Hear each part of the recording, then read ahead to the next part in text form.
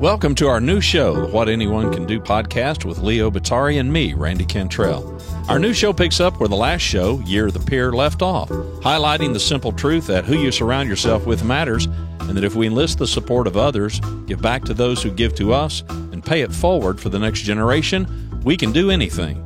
Author and keynote speaker Leo Batari and I will interview a diverse group of thought leaders who will share stories and insights that will help you succeed in business and in life. How?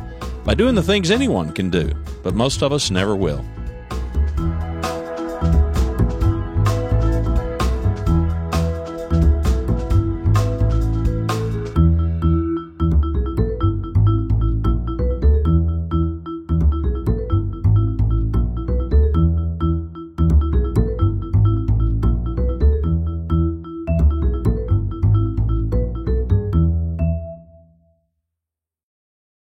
Today's guest is Deb Calvert.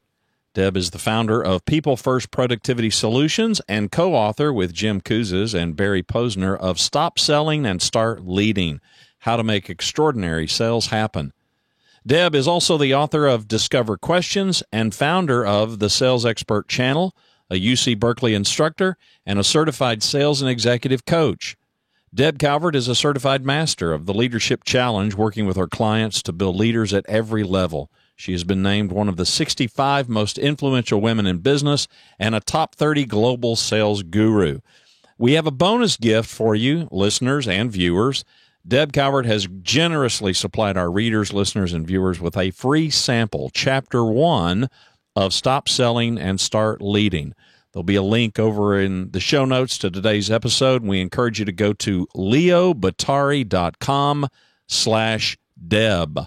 That's leobatari/Deb, and you can download your free copy of Chapter 1. There's no opt-in required. We welcome Deb to the show. Deb Calvert, welcome to What Anyone Can Do podcast. We're so very, very happy to have you here today. Thank you, Leo. I am thrilled to be here with you and Randy. This is going to be a lot of fun. We sure will. Hey, one of the things, of course, that we were really excited to talk with you about is I think you're really one of the people who, few people who I think really goes vertical on leadership, sales, and teams. And using this word connect and focusing on the important of relationships in all three of those areas. And of course, this show is about who you surround yourself with matters. So if you want to give some opening thoughts on that, we'd love to hear, and we'll just take the conversation from there. You know, early in my career, I was in sales. I was surrounded by wonderful team members who I learned a lot from. I was fortunate to have very good managers, but I didn't appreciate any of it until I saw the contrast. I was promoted to a corporate role in a Fortune 500 company, and that was great at the beginning. That same kind of culture, a very people-oriented culture, held up until the company put itself up for sale. And suddenly, it was all about profits and processes and products, as if people didn't matter at all. And that contrast was a bit of a wake-up call. So when I left that and went into business for myself, I named my business People First Productivity Solutions, and I realized that you don't get any of that profit, product, process, whatever you're after, unless it's through your people. So that's been my mission ever since then. You know, one of my favorite books, I had my own company for a little while, and I actually modeled it after reading this book, and it was Hal Rosenbluth and Diane McFerrin Peters wrote The Customer Comes Second. And what I loved about it was, the concept is pretty simple to understand, right? I mean, if you expect like superior service to your clients, then you have to put your people first because they're the ones delivering that service. The book, however, was so wonderful because it showed to the extent they delivered on that in every single aspect of what they did and every detail on it. And so it's kind of one thing to say people first, but in terms of practices that you've seen where you find great examples of what putting people first looks like, maybe give us some thoughts on that. I will, but if it's okay with you, I'll give the business case first, because Sure. otherwise it just sounds like sort of kumbaya. That's nice. It seems Yeah, like a luxury. But exactly. that book you mentioned, it was one of the earliest ones to really focus on employee engagement, and there's been a lot more in the past 5 or 6 years coming out about employee engagement. But engagement, that term, what it really means is that people have an emotional commitment to the work they do. And when they have that kind of commitment, they apply additional discretionary effort to their work. So employee engagement has now been directly linked to improved retention of team members, to productivity accelerating by any measure, customer satisfaction, as well as top-line revenue increases and improved profitability. So there's a lot to be said for engaging your employees by having an emotional commitment, by putting people first. That's the business case. Your question was about some examples of what that looks like. And it ranges from just dignifying people with a hello, how was your weekend? Surprisingly, there are managers out there who forget even those basics, to understanding what personally motivates each individual, what's going on with each individual, what are the learning opportunities and what are the challenges for every person. Because if you're not talking to people as individuals, you're really not putting people first. There's got to be more than the rah-rah once a quarter team building session that you might do. You have to create a sense of belonging in the workplace and help people to see how their work is meaningful, how it's tied to something bigger. Well, I think too, it's pretty clear too. Just look at the name of your company. It's not called employees first. It's called people, because we should be looking at people as whole people, not just people who are employees of the organization, right? Yes, absolutely. Sure, the technical term is employees. But I sort of bristle when I hear people say things like my employees or my direct reports or even my subordinates. That one really bugs me. There's no ownership here. We're people. Right, Let's work right. together. Exactly. So, Randy, as an entrepreneur who have certainly had a lot of people that you've worked with over the years, tell us some of your thoughts on your experiences and how they gel with what Deb's talking about. Well, I'm captivated, Deb, by the language, the words that we use, and it seems to me that you're a very verb intensive kind of person, which I have great respect and appreciation for. And I know that the book, Stop Selling and Start Leading, that a big premise behind it is for us to stop pushing, that verb, and to start guiding or leading. And then there's obviously the verb that is all over your website of connect. I don't know. Talk to me a little bit about those verbs.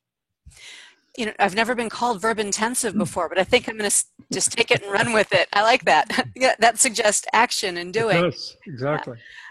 Connecting. I think about anything you've ever done in life, business or otherwise. If it involved anyone else, it was probably more successful because of the connection that you formed. Even in the first few seconds that you meet someone, you have an opportunity to connect with them or to just be in the same space with them. The bridge, the connection that brings people together, to me, that's where the magic happens. And the book, Stop Selling and Start Leading, is about getting a connection that's a superior connection between sellers and buyers. We did research with buyers and also gathered stories from sellers, and the connection was evident. The connection of sellers stepping in as leaders was a powerful one. Why is that so difficult? And I've spent my life in sales, so I get it.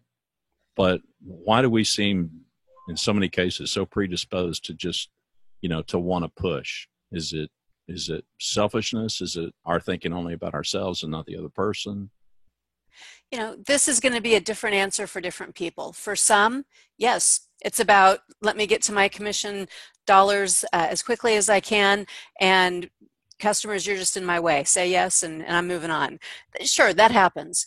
But it's that stereotype that really is what's in the way. It's that stigma about what true sales looks like. I come across a lot of salespeople as a field coach who think that that's what they are supposed to do. They don't like it. They don't want to be interacting with customers in that way, but that's the example they've seen, either from a sales manager or their peers, or maybe even just in some movie. And then you add to that buyers expect it. So buyers are all teed up to meet with a salesperson, and they've got their defenses up, and they are, with those barriers, creating a scenario where actually it feels like you have to push to break down the walls. You can't have a bridge if you have a wall. So that fuels all the wrong behaviors too. And sellers just don't know the alternatives about how to position themselves differently. I know you use assessments in your work, and I'm curious the impact, the influence that has in your work and in our ability to better understand ourselves and hopefully better connect with whomever we want to connect with. Yeah, I do use assessments as a coach with working with teams.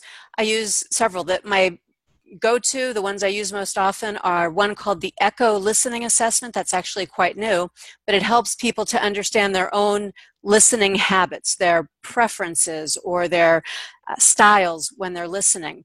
And it turns out there are just 4 dominant listening habits. So if you can understand the others that are not your preferences, then you have a better chance of being able to speak in ways that others can hear and receive your information. So that's a really powerful connecting tool. I also, with teams, will use the Myers-Briggs type indicator. I'm familiar with DISC and others, but Myers-Briggs, in my opinion, gives you a chance to go really deep in terms of understanding and then connecting with, collaborating, communicating with other people. And for leaders, and when I say leaders, I mean leaders at any level. I'm not talking about senior management. But leadership is, just like you said, Randy, it's about guiding. Anyone can guide. So the work of Jim Kouzes and Barry Posner, who are my co-authors on Stop Selling and Start Leading, they have a beautiful instrument backed by over 30 years of research. It's called the Leadership Practices Inventory, LPI for short, and it's a 360. So it gives you insight into how others are viewing the frequency of these very specific behaviors, their leadership behaviors that cause others to willingly choose to follow you. The main thing these tools have in common, and others that I use less frequently, is that they're all about 2 things: getting people connected and getting some awareness, some self-awareness, so that you know what you're doing and how it impacts others. You know, I actually, it would be great, I think, for our audience too, to talk about those 5 exemplary leadership practices. I'm going to test my memory a little bit on them, but so it's modeling the way, right? Inspiring a shared vision, enabling others to act, challenging the process, and encouraging the heart, right? You got it. Those All are right. the 5 exemplary practices of leadership. There we go. So I would love to have you talk about not only how they play on the leadership front and how they, you know, certainly part of an LPI, which I've done too, which is great. But also in terms of how they play out in sales and in teams, because you can really see the commonality, especially when you talk about a sales situation where, you know, if you think about it, you want that person who you are trying to sell, if you will, to know that you care about them and their interests. And how do you get on the same side of the table? How do you get on the same team? How, as a leader, do you convince people that are working with you that you are there to make them successful, not the other way around? You know, so that there's that part of it. So I'd love for you to talk about those 5 exemplary practices and how they play really in all 3 areas. Okay, so I'll introduce each one and talk about how it plays in those 3 areas. We'll just take them one at a time because there's a lot here. So the first one is to model the way. And by the way, these 5 exemplary practices of leadership, they also come from Jim Kouzes and Barry Posner. So, and we use them in Stop Selling and Start Leading. To model the way really means to become a good example. And you can't become a good example until you know your own values and you understand how your actions are reflecting those values, and you're consistent. You become credible because of the way you live your values. That's really important if you're in a formal management role, because people, well, they look to what you're doing a lot more than what you're saying. It's the old actions speak louder than words. And your credibility, if you are in a position of senior management, your credibility is what is going to make or break the success of your team and organization. You can't be credible if you're not consistent and predictable. So that's what Model the Way means for leaders in organizations. For teams, it's about building trust. The handoffs that we have with each other, the need to be able to not do duplicate work because I trust you and you trust me, that comes from our credibility and our consistency. And then in sales, this is a big one. The comments that we received in our research study with buyers, over a third of the comments had to do with one specific aspect of Model the Way, and that is that buyers want sellers to do WYSIWYG. That's an acronym. Yep. To do WYSIWYG, it stands for do what you say you will do. And buyers feel that sellers don't do that. At the beginning, when the relationship is really fragile and the trust hasn't fully formed yet, that's what they're gauging. That's all they have to work with. So we got comments that said things like, hey, if the salesperson said they were going to call me at 8 and they didn't call me till 8:15, I'm done. Because that's all. That's all they have to work with. Yep. Yeah. So there's Model the Way. Yes. The second one is to inspire a shared vision. A couple of keywords in there. The first word is to inspire. That means to breathe life into. And if you think about breathing, it's something that you do continually, almost constantly.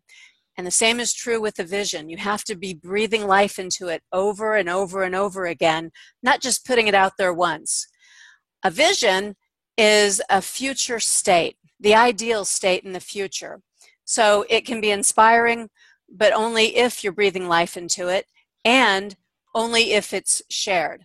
It's not my vision, it's our vision. We've talked with each other. We've come together. I understand what you're looking to do, and our vision means we're working together to get there. I'm guiding you as a leader to help realize your vision and to help you see how your own self-interests are met by our vision. Probably obvious how that's represented in organizations from senior management. In teams, it's what unifies us. We might be sometimes working at cross purposes, competing for resources, or making sure our own functional area needs are getting covered before we take care of team needs. But if we're unified by a shared vision and it's being inspired over and over again, that's going to get our work done in a much different way. And then sellers, well, buyers want to be inspired. They want to be going towards something, and sellers already know this. That's why they ask those questions, business owners too, about, what do you want to accomplish? But that's not quite the vision. That's really more like a goal. Vision is big. If you think about Dr. Martin Luther King Jr. and his "I Have a Dream" speech, right? He said, "I have a dream," and it was a big dream, and it ignited people. He didn't say, "I have a list of measurable objectives." Right. It wouldn't have been inspiring. So in sales, we have to understand our buyers' dreams and where they want to go, and then find ways to show them how we're going to help them get there over and over and over again. I think the vision piece that you mentioned regarding teams is really important because, when you have teams and when you are either competing for resources or there may be different opinions about how to get somewhere, right, or how to get something done. I worked with a team at Mullen at the time. Today it's called MullenLowe. And it wasn't, that team did not have an absence of conflict. I mean, there was a lot of conflict, but the conflict wasn't team members fighting against each other. They were team members who were fighting for the best idea. Mm-hmm. Everybody there was committed to being part of a team that they believed could produce the very best advertising in the world. And so you had passion around that, and the conflict around that was actually quite healthy. It was never personal. It was never at people. It was about how do we get to that vision? And it unified the team in a very, very powerful way. And again, it didn't create kumbaya. In fact, maybe just the opposite. But it created a great level of satisfaction when the work became the real prize, the real, and that vision is realized that we are here to do special things. We are here to do great things together. And it's kind of nice when you can celebrate that. Absolutely. That unity, that is the stuff that employee engagement is made up of. It's what gives people that sense of belonging. And that healthy conflict, that leads right into the next practice of exemplary leadership, which is to challenge the process. Because leaders they're restless. They're always asking, what's new? What's next? They're not complacent and settled in the status quo. And they will stir things up. That means there might be some healthy conflict. How can we always be improving? What are some of the incremental steps we can be taking toward our vision? And it means we might even have to take some risks. We can't be afraid to fail, but we have to be committed to failing forward and to learning and to growing together. For teams, it's just exactly what you described, Leo. And for sales and buyer relationships, well, buyers want it. They don't want to be challenged before relationships are established and before trust is built. They actually sort of rail against that, and that's a misunderstanding out of other work that's been out there. But they do want a seller to bring them fresh ideas and to ask thought-provoking questions and to be constantly on the lookout for innovations and other ways that things could get done. Nice. So we've got two more. We've got enabling others to act and encouraging the heart. Yes, and these are the two that tend to surprise sellers the most when it comes to, I'm supposed to do that with my buyers. It doesn't seem like it's in the realm of buying, selling, so I'll explain there. To enable others to act means to build up a spirit of collaboration, and it means to respect the decisions and the ideas and the thoughts that others bring to the table, and to listen to them so that they are fully enabled to do their part. It means that you're not doing things for others. And it means that you're not hoarding the work because you're afraid to delegate or afraid to give up some kind of control. It truly is shared and collaborative. What buyers want, in fact, this practice ranked higher than all of the others, although they want all 5. This one was at the top. What buyers want is to be heard. And they want to have an opportunity to put their own imprint on the solution. They want to participate in creating what they want. Huge misunderstanding, because we think that as salespeople, we should do all of that work for them. And yet when we do, we're distancing them from the product, and that means that they don't have buy-in before we're asking them to buy. So to enable others to act, we need to engage them and make it more collaborative. So, and of course, encouraging the heart is interesting. As you know, Kouzes and Posner actually wrote a book just on this one practice. And I know I first became acquainted with this work when I was in graduate school. And we all took LPI. And interestingly enough, we all scored pretty low in the scheme of things when it came to encouraging the heart. Not because we didn't appreciate people or whatever. I think we didn't know how to do it. I think it was a lack of really understanding about how creative you could be, how important it could be not only to privately but publicly acknowledge people and what that looked like. So yeah, I'd love for you to talk about encouraging the heart, because I think it's something that it is inspiring, and it is something that fills people up and helps accomplish, I think, a lot of those other, it feeds those other practices, I think, in a big way. Absolutely it does. When people hear this practice, they tend to think about praise and recognition. Yep. And there's a lot more to it than that. Yep. So in the workplace or in buying, selling, we know at the end, everybody's done a good job. We got to the final product. The goal's been met. We know we're supposed to say thank you. And we generally do. But it turns out that's not enough. To encourage, that word, to give you a visual, it means to pour courage into. And where am I going to pour that courage? I'm going to pour it into your hearts. So here's that emotional connection. It is emotional. We are human. And when do you need courage? You don't need it at the end when you've already had the victory. You need courage along the way when the going gets tough and it's hard. In buying, selling, buyers need courage when they're trying to sell this idea to everybody else in their organization, and they're saying no to others so that they can make a choice to work with you. And they're putting their necks on the chopping block because they're proposing a change. And what if that change doesn't work out the way they think it will. They need courage, praise, recognition, celebration, dignifying them, that their ideas are good and that they are capable, ennobling them. Ennoble means to make people feel worthy or important. And so all of these things, all the way through, when people are making great effort, that's worthy of being recognized. So to encourage the heart means that you are constantly on the lookout for what people are doing well and what they're doing to advance toward the shared goals that you have, the vision, and how they might be bringing the values, the shared values that you discovered in Modeling the Way too.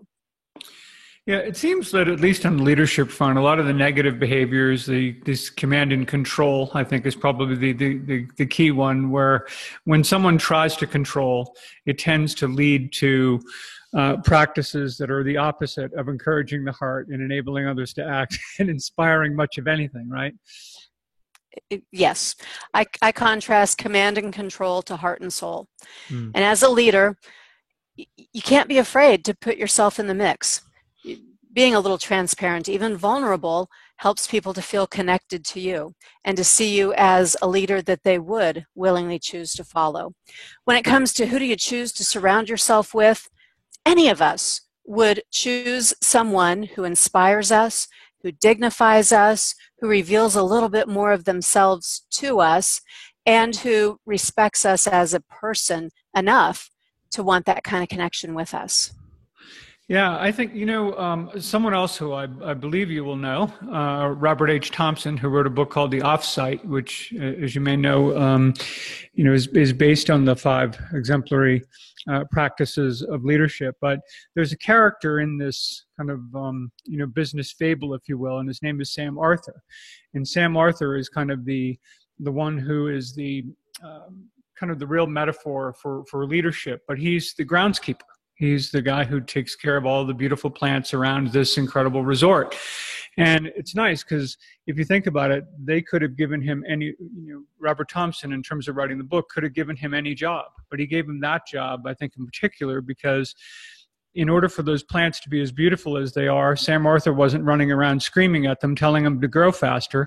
He was watering them, making sure they had sunlight, doing all of the things that created the conditions in the environment so that they could flourish. And I really thought about that in terms of people. How do we make people around us flourish? Whether we're in sales, leadership, whether we're a team member, whatever that looks like, how do we do that? And I think much of what you talked about today kind of helps us do just that. Yeah, there's a quote from Eleanor Roosevelt that I really like, and it goes something like this. She said, "A good leader causes others to have confidence in the leader. A great leader causes others to have confidence in themselves." And I think that's ultimately what it's all about. Nurturing people, helping them to flourish and grow, means that you don't try to do it all yourself. Leadership is not a solo act, but that you make space for others to also be leaders and to stretch and find the outer bounds of their own capacity. No, I think that's great. I love that we've kind of, used these 5 practices to kind of take a deep dive into this, both for teams, leadership and sales, because I think people will really start to see, that connection, in a very big way. So this has really been great. I'd love to get a sense too of, when we get into our conversation, we were talking about the fact that this idea of who you surround yourself with matters. It's certainly what, the Power of Peers was dedicated to, and the same thing with the next book I've got coming out, What Anyone Can Do.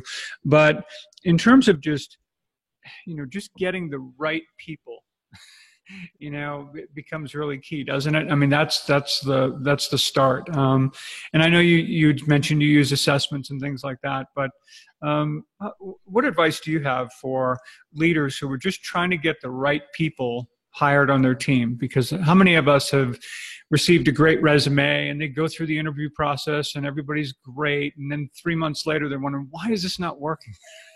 So there's one thing you've got to look for.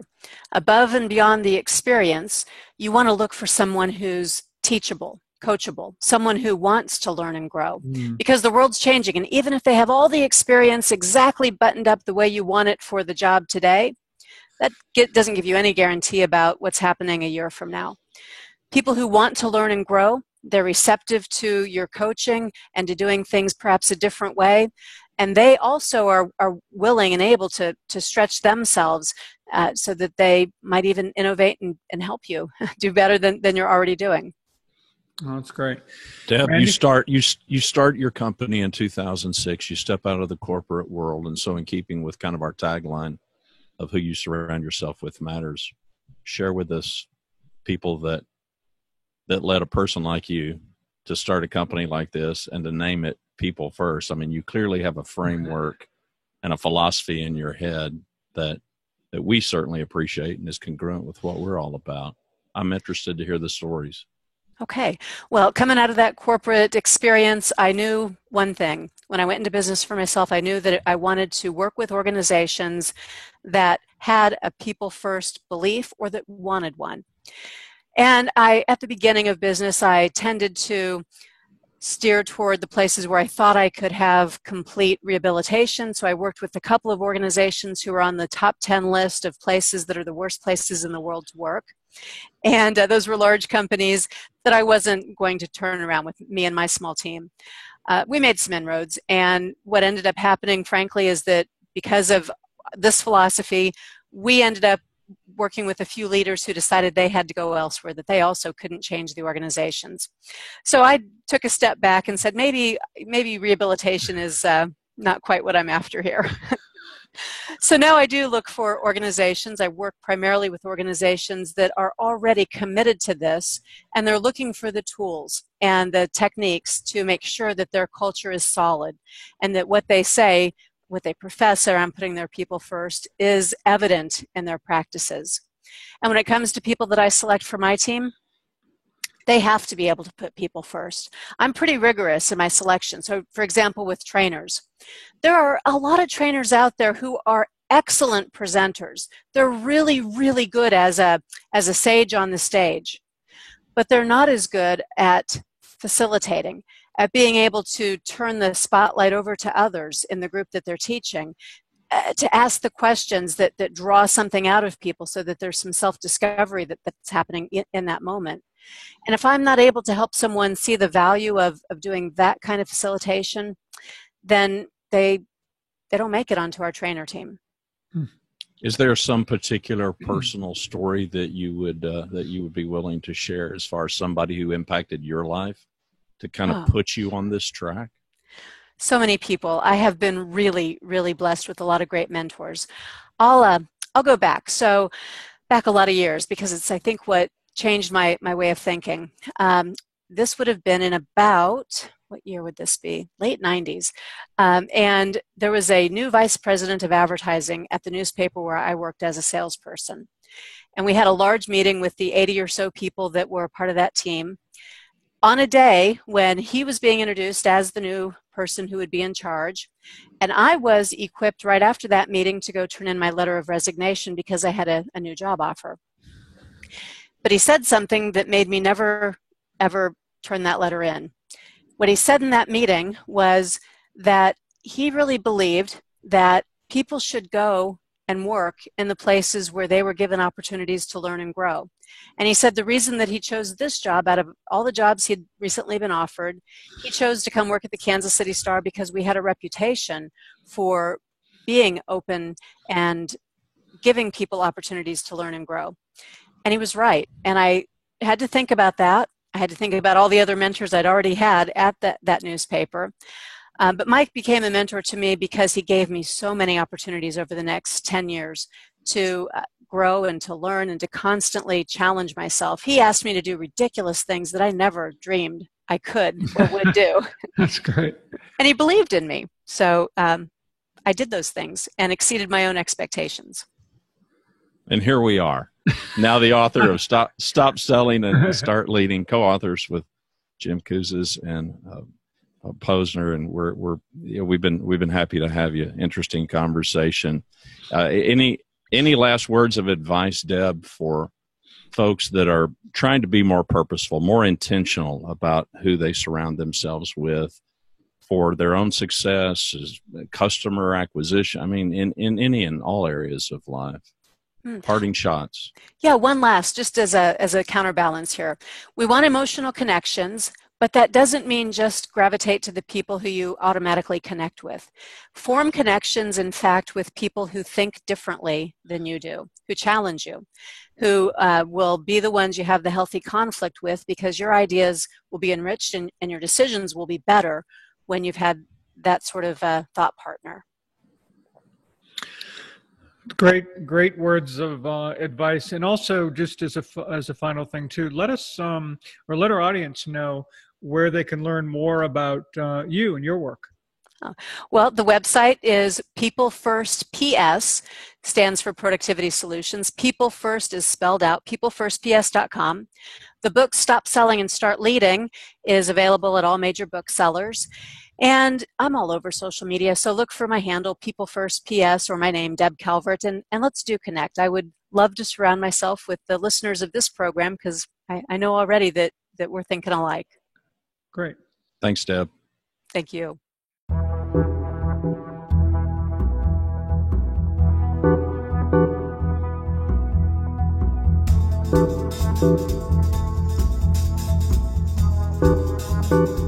To learn more about our show and what we do, to submit questions to us, and to subscribe to What Anyone Can Do podcast, please visit our website, whatanyonecando.com. What Anyone Can Do podcast is hosted by Leo Batari and me, Randy Cantrell. Music provided by Kevin MacLeod is Vibe Ace, licensed under Creative Commons by Attribution 3.0 license. Thanks for watching or listening. We hope you'll share the podcast.